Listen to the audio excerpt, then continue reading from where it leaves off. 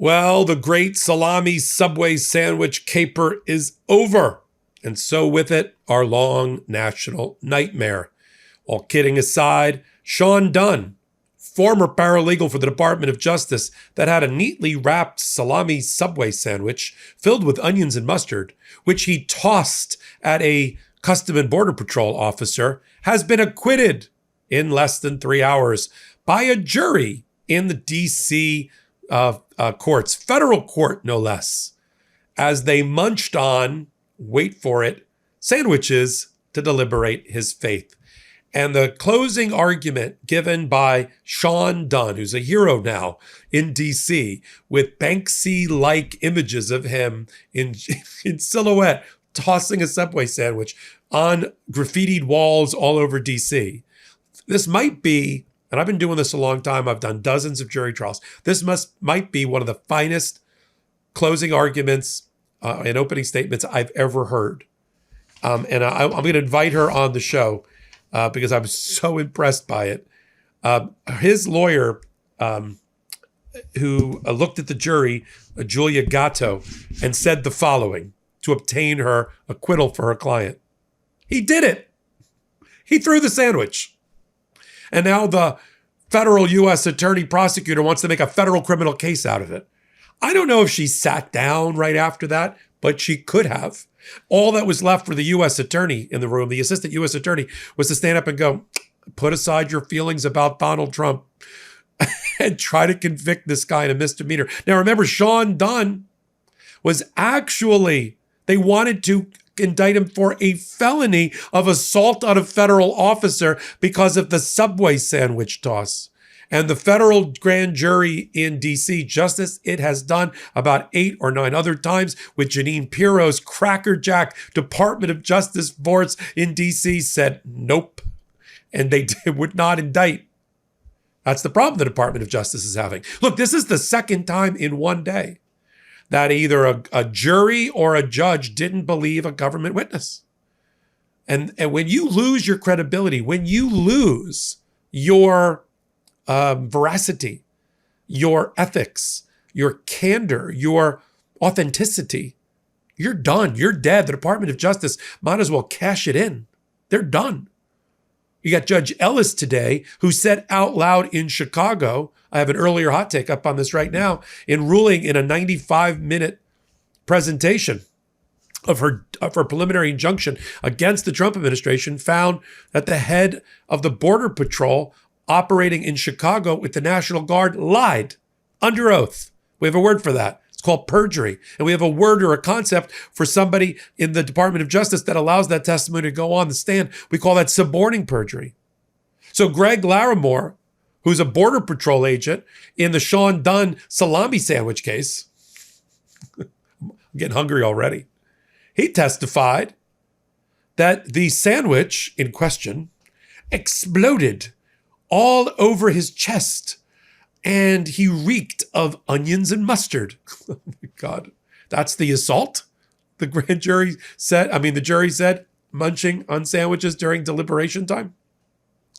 And that was probably a lie, because when he was cross-examined by Sean Dunn's lawyers, they pointed out with a photo I'll put up here that the sandwich, intact wrapped, was on the ground. I don't know if anybody's eaten at Subway lately, but when you walk away with a to-go order, it's a pretty tidy bundle, right? Listen, I got a young daughter, been doing diapers. That's pretty tight on there. Unless it rolled out in flight. I'm not a ballistics expert, but unless it rolled out in flight, it's not going to hit him full-blown, an open, naked sandwich, not in its wrapper. And so the jury, it's again a lie to try to bootstrap and win a losing case that never should have been brought. No self-respecting prosecutor would ever bring this case. And that's why this is more than just about whether the salami sandwich had onions and mustard or not. By the way, shout out Chef's Kiss. That's a good combo right there. I didn't even know Subway had salami. I'm going to show you, we have it rolling here, the video clip of the toss, along with photos. But again, what does it say about the Department of Justice under Pam Bondi and Donald Trump, that they thought they should try to get a felony indictment out of a grand jury. Again, 9 or 10 other times they failed. They failed against one protester 3 times to get her indicted. And then they said, rather than drop it and go, all right, no, because Pam Bondi's so thin-skinned, she fired the salami toss guy and she wouldn't, and fired him as a paralegal. In fact, we have a clip of Sean Dunn right after he was acquitted with his lawyers. Let's play the clip. Firstly, I'd like to thank especially Sabrina, Julia, and Nick for countless hours, and the rest of the team at Steptoe. And I would like to thank Steptoe for offering all of their services pro bono. Feeding me. Yes. I would like to thank family and friends and strangers for all of their support, whether it was emotional or spiritual or artistic or financial. To the people that opened their hearts and homes to me, I am eternally grateful. And I am so happy that justice prevails in spite of everything happening. And that night, I believe that I was protecting the rights of immigrants. And let us not forget that the Great Seal of the United States says e pluribus unum. That means from many, one. Every life matters, no matter where you came from, no matter how you got here, no matter how you identify. You have the right to live a life that is free. The fact that the Department of Justice said, no, we're not going to listen to the grand jury. We're going to go for a misdemeanor. We don't need a grand jury. It's still a crime. Guys still have to lose sleep at night. You can just picture it. Hey, what are you in for? I tossed the salami sandwich. Ooh, they're going to be scared of him in the pen. Oh my God. But I'm going to tie it together with Judge Ellis's case. Judge Ellis said that Greg Bavino, Customs and Border Patrol, another CBP officer, lied under oath when he said that somebody threw a rock at him as retaliation for him firing tear gas. Today, they just arrested Sean Dunn. Could have beaten him to a pulp. Could have hit him with pepper ball spray. You got a lying, rogue federal force out there who's being protected by a lawless, rogue Department of Justice. And grand juries are wise to it. And juries are wise to it. And federal judges are wise to it. And this is symptomatic of a broader problem that Donald Trump and Pam Bondi have. Nobody's buying what they're selling. Nobody's picking up what they're throwing down. Juries and grand juries are too smart for them. A jury, and a jury particularly, and I've done a fair amount of jury work, can smell a lie and inauthenticity a mile away. And they will rule against you. As a result, there's no way they believed Greg Larimore and his "I'm reeking of onions and mustard." And who cares? How is that a felony? Or how is that a misdemeanor or an assault? Yes, it's technically an unwanted touching, so it is a battery under the law. I get it. I'm not saying the guy wanted the sandwich thrown at him. But this is what we're making federal cases about. We got a shutdown going on. We're spending hundreds of thousands, if not millions of dollars to go after Sean Dunn and his salami sandwich.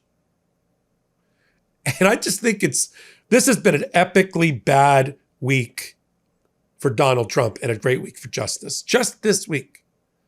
I'm just going to go through the list.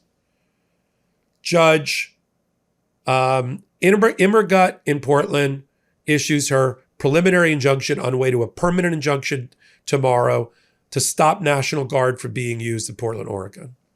Judge McConnell in Rhode Island first issues a decision, a permanent injunction after trial to stop taking away infrastructure and transportation funds from blue cities and blue states with sanctuary city and state status. He then issues an order and now a second order to compel the Trump administration to pay out $8 billion worth of SNAP food stamp payments. This is all this week, by the way, ladies and gentlemen.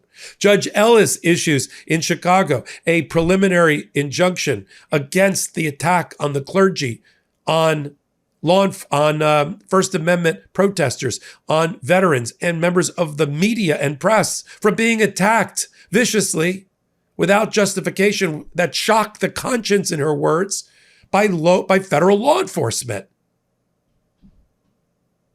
And now we've got a jury that rejects the Trump administration's Department of Justice. We've got Judge Curry. This is all this week. Judge Curry, who demands that the grand jury transcripts for Lindsay Halligan's work against Letitia James and James Comey be delivered to her yesterday.